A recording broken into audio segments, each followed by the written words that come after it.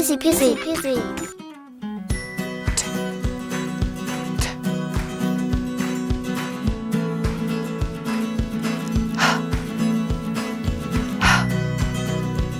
The pronunciation of the combination th depends on the word and context, as it can represent two distinct sounds in English. The first is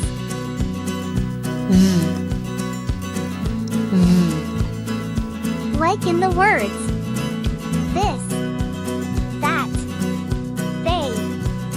The second is